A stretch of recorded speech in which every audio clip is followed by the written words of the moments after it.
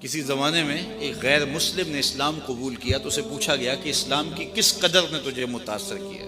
تو وہ بولا کہ سیرت کا صرف ایک واقعہ میری ہدایت کا سبب بن گیا۔ کیا ہوا؟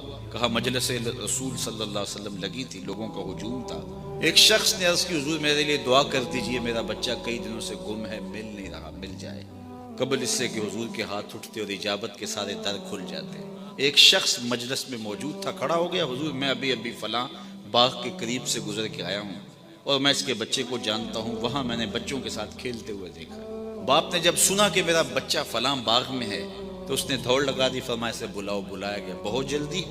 جی حضور آپ جانتے ہیں ایک باپ کے جذبات کیا ہوتے ہیں؟ کہا اچھی طرح آگاہ ہوں، لیکن تمہیں بلایا ہے تو بلانے کا بھی ایک مقصد تھا۔ جی حضور ارشاد فرمائیے۔ فرمایا جب باغ جاؤ بچوں کے ساتھ اپنے بچے کو کھیلتا ہوا دیکھ لو تو بیٹا بیٹا کہہ کے آوازیں نہ دینے لگ جانا، جو نام رکھا ہے اس نام سے پکارنا۔ عرض کی حضور میرا بیٹا ہے، اگر میں بیٹا کہہ کے پکاروں گا تو حرج بھی کیا ہے؟ فرمایا تم کئی دنوں سے بچھڑے ہو، تمہارے لہجے میں بلا کا رس ہوگا اور تم نہیں جانتے، ہو سکتا ہے کھیلنے والوں میں کوئی یتیم بھی کھیل رہا ہو، اور جب تم اپنے بیٹے کو بیٹا کہہ کے پکارو گے، اتنا میٹھا لہجہ ہوگا تو اس کے دل پہ چوٹ لگے گی، کاش آج میرا باپ ہوتا تو مجھے بھی بیٹا کہہ کے پکارتا۔ کہا یہ شوق گھر جا کے پورا کر دیتا، کوئی لاؤ تو صحیح کائنات میں ایسا۔ بیوہ کے سامنے اپنی بیوی سے پیار کرنے سے روکا گیا، یہ شریعت بیضا کا مزاج ہے۔ غریب کے سامنے اپنی دولت کی نمائش کرنے سے منع کیا گیا، بلکہ میرے حضور نے یہاں تک فرمایا اپنے گوشت کی خوشبو سے غریب ہمسائے کو تکلیف نہ دو،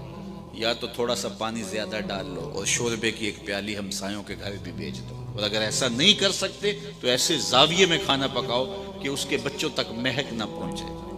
بچے ہوتے ہیں، ضد کر بیٹھے تو وہ مزدور کیسے ضد پوری کرے گا؟ ان بلکتے بچوں کے آنسو کون پوچھے گا؟ تو کہا حضور کی سیرت کے اس واقعہ نے کہ یتیم کے سامنے اپنے بچے سے بھی پیار نہیں کرنا اور اس کو بھی جو ہے وہ بیٹا کہہ کے آواز دے دینی، اس نے مجھے بتایا کہ کتنی نزاکت قلبیہ کا لحاظ رکھنے والے حضور ہیں۔